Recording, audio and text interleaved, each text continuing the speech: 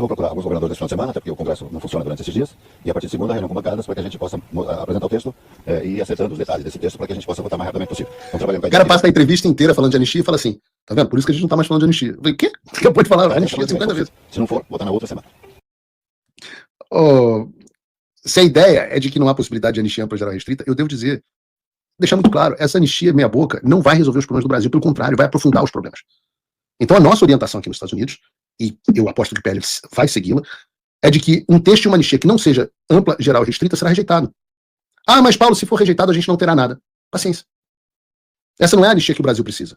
E não é por razões muito simples. Primeiro que ela não pacifica o país, não resolve o problema da pressão das pessoas politicamente perseguidas. E uma vez que não faz isso, não tem efeito algum em reverter, por exemplo, as sanções americanas contra os ministros do Supremo Tribunal Federal e as tarifas contra as exportações brasileiras.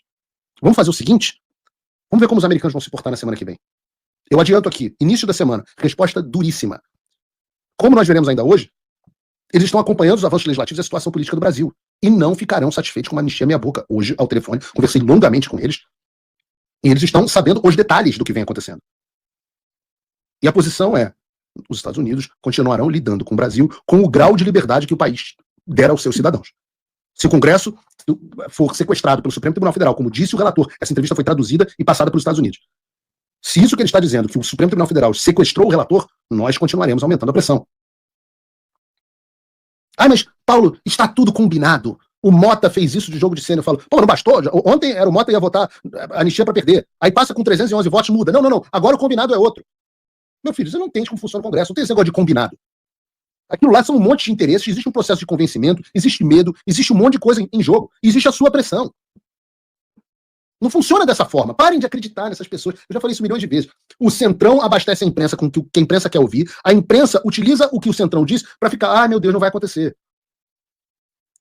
Não se preocupem, Paulinho da Força pode falar o que ele quiser. Mas quem decide essas coisas não é o relator. O relator não é um super-homem que decide unilateralmente qual vai ser o texto votado. Muito pelo contrário, quem decide é a maioria. Há uma série de instrumentos regimentais para você aprovar anistia ampla, geral e restrita, mesmo que o Paulinho da Força não queira. Inclusive a possibilidade de trocar o relator. Por isso que eu estou dizendo, não se dê por derrotado. Parte do sucesso vai depender da pressão, da cobrança que você fizer ao seu deputado. E essa pressão tem que ser feita. Eu já disse, sem o PL, fiquem tranquilos. Sem o PL na jogada, nenhum texto é aprovado. Então, se eles quiserem escantear a direita para propor uma anistia light deles, também não vai dar certo. Vamos ter aí, ele está falando de mais 2 semanas, eu acho que mais 3 ou 4 de discussão. Bom, agora vamos tentar recuperar, então, aí uma boa conexão com o áudio também com Carlos Dias. Boa tarde, bem-vindo ao nosso programa. Boa tarde, Mariana. Boa tarde, Frederico. Estamos recuperados, então. Isso. Legal. Gostaria de ouvir do senhor o que a gente pode esperar, então, desse pacto de dosimetria, né, que substituiu, atropelou e enterrou o PL da anistia. Olha, eu começo dizendo o seguinte, uma matéria de tamanha relevância, né, era para estar uma briga para a relatoria desse PL. Aí indica um tal de Paulinho da Força. Eu falo um tal é pela própria inexpressividade da figura, né? E são 5 deputados federais que o Solidariedade tem.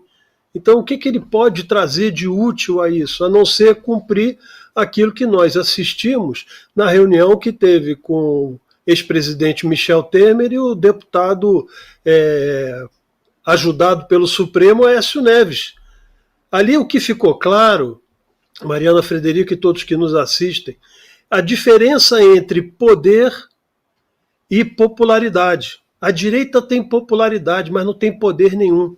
E não sabe o jogo que está jogando. Isso uma pessoa que está na nossa audiência fez um comentário, Mariana, que você leu, e não me lembro o nome dela, mas ela está perfeita. A esquerda já montou, desde a época da sua posse, a destruição do regime brasileiro. O fechamento já caminha desde o início de janeiro de 2023.